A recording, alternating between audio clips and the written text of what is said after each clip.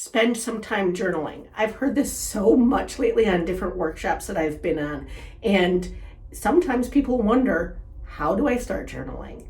The good thing is that there's no wrong way to do journaling. That's the beauty of a journal. And as somebody who considers herself the queen of journaling, because I've been journaling for like 30 years, let me tell you, open up a page and start writing. If that still seems intimidating, I figured I'd go over 8 different ways that you could journal. Yeah, and I'm not kidding. There's literally 8 different ways. Again, like right now I have 2 journals going on. I'm not asking you to do 2 journals, but do what works for you. First one, easiest one, maybe, use it to vent, to brain dump, to get everything out of your head. I tend to do this at the end of the night because it just helps me sleep better. 2, you could free write. Just write about anything that crosses your mind. It could also be morning pages, as Julia Cameron says in her book, The Artist's Way.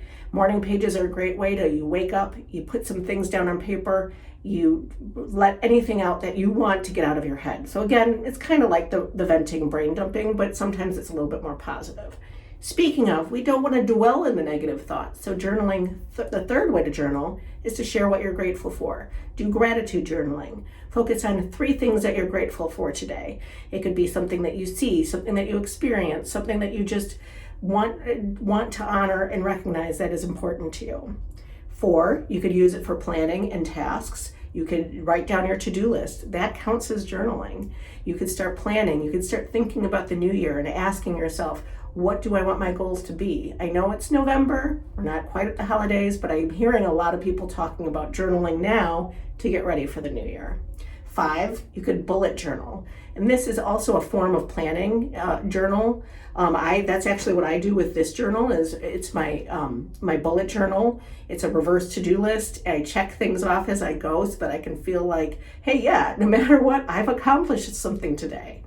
6, you can have a diary. I call this also the art of noticing.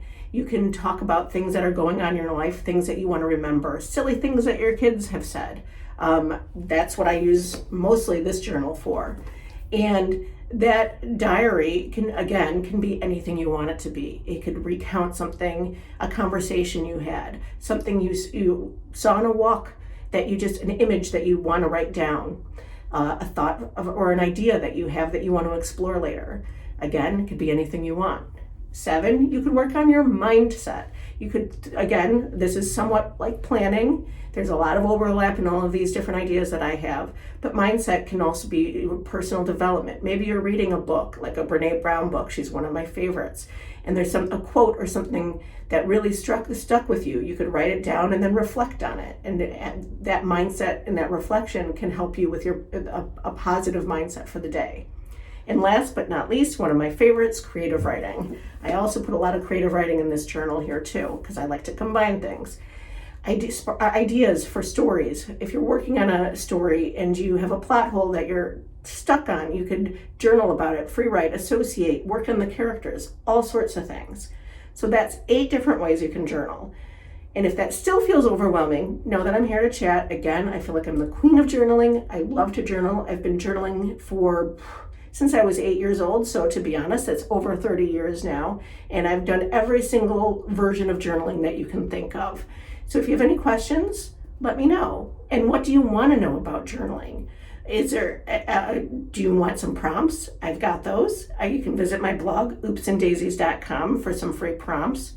And if you're a mom who feels constrained and who really, really wants to write, I even have a workbook download that you can get off my website, and you can start journaling to find your voice and find your identity through your journaling. Like I said, journals are powerful tools, and I absolutely adore them, and there's so many ways to use them. So any questions, drop them below, and I look forward to talking to you more about journaling soon.